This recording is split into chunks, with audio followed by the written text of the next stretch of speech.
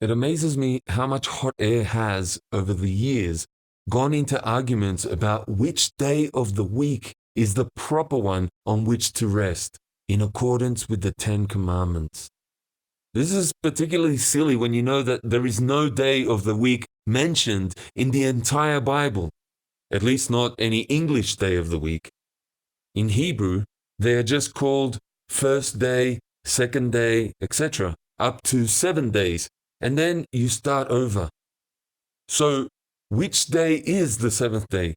Well, it's wherever you land after counting to 7 since the last time you had a rest. A 7-day cycle is all that the Ten Commandments prescribe.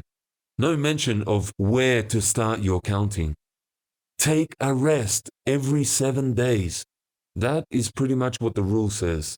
But somewhere along the line, someone, obviously not anyone who spoke Hebrew, decided to give different names for 7 different days, and that is when the arguments began in earnest. Saturday is the 7th, some said. No, Sunday is the 7th, others said. I think the Muslims even argue, you're both wrong, Friday is the 7th.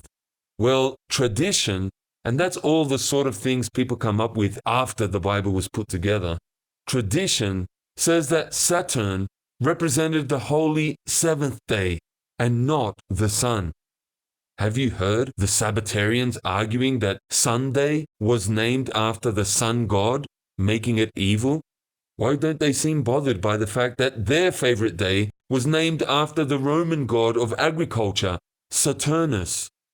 The beauty of the Ten Commandments is that God wasn't really interested at all in what you choose to call your 7th day, as long as you rest every 7 days.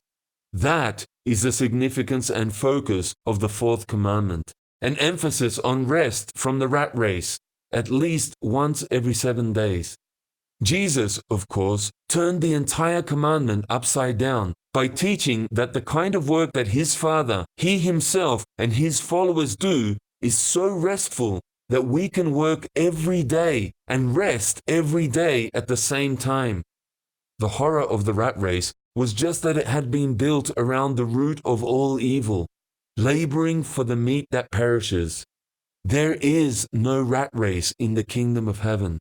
When all those people who labor for the meat that perishes break the yoke or curse that the devil has put on mankind ever since the fall, and when we take up the yoke that Jesus offers, where he worries about our material needs and we just concentrate on things like faith and love, when we do that, we will discover real rest for our soul. We will enter into God's Sabbath, as the writer to the Hebrews put it so eloquently. Elsewhere on this channel, we have a couple of videos on the Epistle to the Hebrews, and one of the great themes in that book is this concept of God's rest or God's Sabbath. Please watch it if you haven't already done so.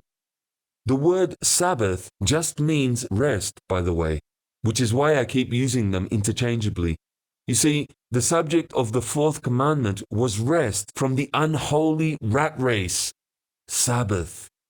It's not about what name you give to the day on which you take that rest. But, of course, as anyone who has read even one of the 4 Gospels would know, the religious leaders in Jesus' day had the same problem that so many religious leaders have today. They strained at gnats about such things as what name you give to a day that has no name, while even turning their worship into yet another way to make money. The root of all evil is not resting on the wrong day. The root of all evil is what people are doing all week long as they chase after mammon or money and all that money can buy. Jesus came to change all that. Now, here is another radical observation about the Seventh-day Adventists in particular. Do you know what they call the mark of the beast? They call it worshiping God. That's right. If you worship God, you are guilty of the worst possible sin. Listen closely to them. They have been teaching for more than a century now that one day the devil is going to make a rule telling the whole world to worship God. And if you obey that rule, then you will be taking on the dreaded mark of the beast, for which you will never be forgiven by God. Listen closely to what they are saying, and you will see that I'm not exaggerating.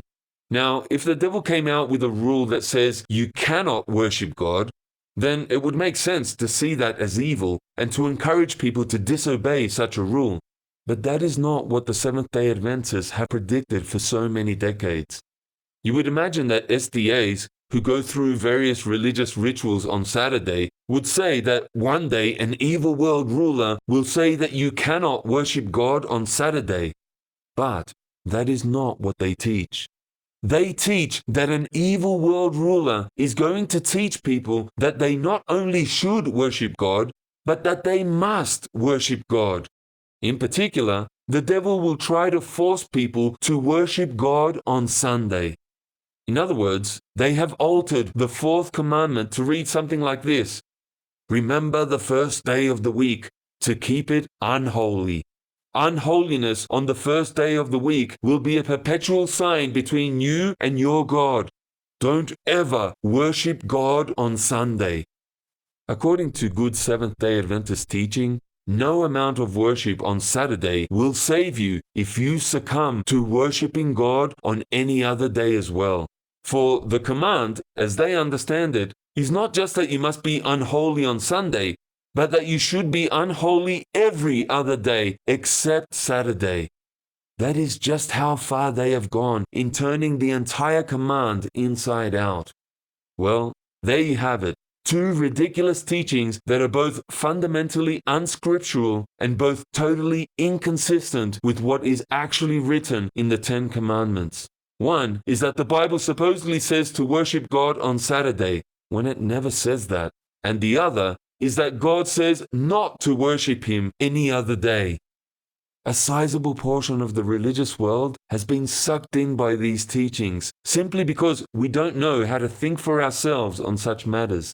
We let blind guides lead us, and we both fall into a ditch because of it, like Jesus said of the religious leaders in His day as well. Don't fall for it.